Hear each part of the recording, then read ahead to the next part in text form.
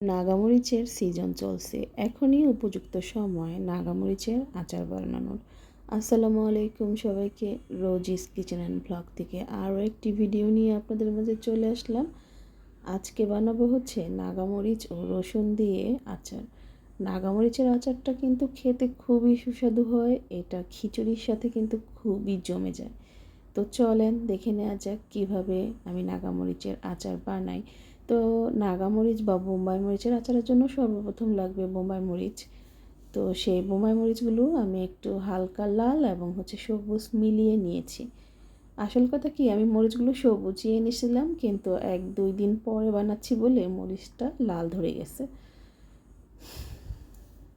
তো আজকের এই ভিডিওটি কে কোথা থেকে দেখছেন, থেকে দেখে থাকেন না কেন, আপনাদের সকলকে জানাচ্ছি আন্তরিক অভিনন্দন।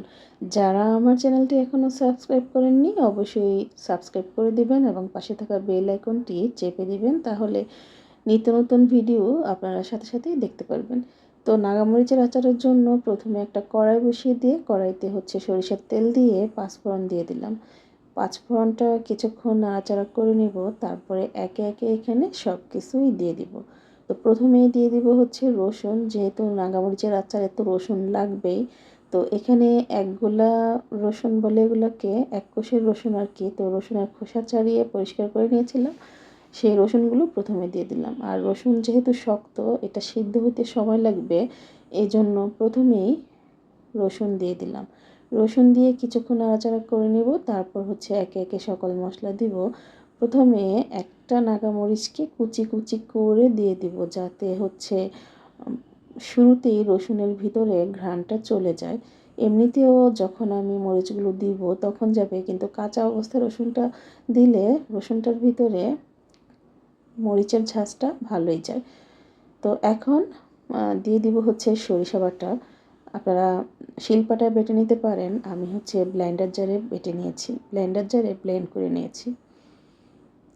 তো দিয়ে দিলাম সরিষা বাটা, এরপরে দিয়ে দিব আদা ও রসুন বাটা। তো একটা একটা করে মশলা দিব আর একটু একটু করে নেড়ে চেড়ে দিব।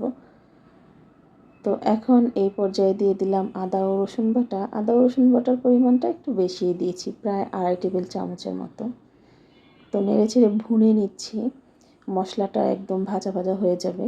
এই পর্যায়ে দিয়ে দিব মরিচের গুঁড়া আর হলুদ গুঁড়া।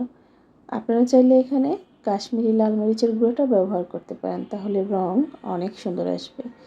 আমি আমার ঘরে যেটা ছিল সেটাই দিয়েছি। তো এখন আবার নেড়ে চেড়ে খুব ভাজা ভাজা করে নিচ্ছি। এখানে চুলা রাসটা মিডিয়াম লোয়ের মাঝামাঝি থাকবে, না হয় আবার তেল মশলা পুড়ে যেতে পারে। তো এখন দিয়ে দিব তেঁতুলের ক্লাথ। তো আপনারা তেঁতুল ভিজিয়ে রেখে গুলে দিলেই হবে। আমি এখানে আমার তেঁতুলের কাজ করা ছিল, তো সেটাই দিয়ে দিলাম। এখন খুব সুন্দর করে নেড়েচেড়ে মিশিয়ে নেব। তারপর এখানে পর্যায়ক্রমে আরও অনেক কিছুই অ্যাড হবে। ভিডিওটা পুরো দেখতে থাকুন, না হলে কিন্তু মিস হয়ে যাবে আচারের রেসিপি। আর এইভাবে আপনারা বানিয়ে খেয়ে দেখতে পারেন, খুবই মজা। তো তারপর দিয়ে দিলাম 2 টেবিল চামচ পরিমাণ চিনি। যেহেতু নাগামরিচ এটা কিন্তু অনেক ঝাল হবে, তো সেই জন্য একটু চিনি দিয়ে দিলাম। চিনিটা অপশনাল বা কম বেশি করে দিতে পারেন। আর এখানে আমি 100 গ্রাম নাগামরিচ এনেছিলাম, সেটাকে মাঝখানে টুকরো করে দিয়েছি, কারণ দেখতেই পেয়েছেন মরিচের সাইজগুলো মোটামুটি বড়ই ছিল। তো রসুন নিয়েছি প্রায় 200 গ্রামের মতো। তারপর দিয়ে দিলাম ভিনেগার। আচারে কিন্তু ভিনেগারটা দিতে হবে। তো ভিনেগার দিয়েছি আমি 2 টেবিল চামচের মতো। তারপর নেড়ে চেড়ে জাল করে নিচ্ছি। খুব সুন্দর করে রসুনটা সিদ্ধ হয়ে যাওয়া পর্যন্ত অপেক্ষা করব। আর এখানে কিন্তু লবণ দিতে হবে, লবণ না দিলে কিন্তু আচারের স্বাদই হবে না। তো খুব সুন্দর করে নেড়ে নিচ্ছি। আমার তেঁতুলের কাঠটাও তে আগে চিনি দেওয়া ছিল, যেই কারণে এখন চিনি দেওয়ার পরে একটু স্টিকি স্টিকি ভাব হয়ে গেছে, কিন্তু এটা কোনো সমস্যা না। তো আমার কাছে মনে হলো আর একটু লবণ লাগবে, তাই লবণ আর একটু দিয়ে দিলাম। দিয়ে খুব সুন্দর করে নেড়ে চেড়ে নিচ্ছি। আমার কিন্তু আচার বানানো প্রায় শেষের দিকে। রসুনটা সিদ্ধ হয়ে যাওয়া পর্যন্ত অপেক্ষা করব। তো আমি অনবরত নেড়ে চেড়ে নিচ্ছি। তো এখন চাপ দিয়ে দেখব রসুনটা সিদ্ধ হয়েছে কিনা। আলহামদুলিল্লাহ রসুন খুব ভালোভাবে সিদ্ধ হয়ে গিয়েছে, আর ভিতর থেকে খুবই সুন্দর মরিচের ঘ্রাণ আসতেছে।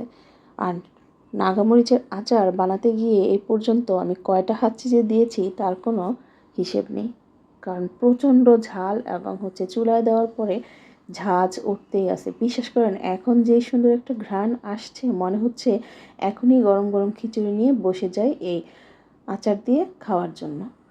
আর নাগামরিচ যখন পাওয়া না যাবে তখন কিন্তু এই আচারগুলো আপনারা দিয়ে খেতে পারবেন। এই আচারটা কিন্তু অনেক দিন পর্যন্ত ভালো থাকবে ফ্রিজের বাইরেই, আর ফ্রিজে রাখলে তো অনেক দিন ভালো থাকবে। তো আমার আচার বানানো কিন্তু শেষ।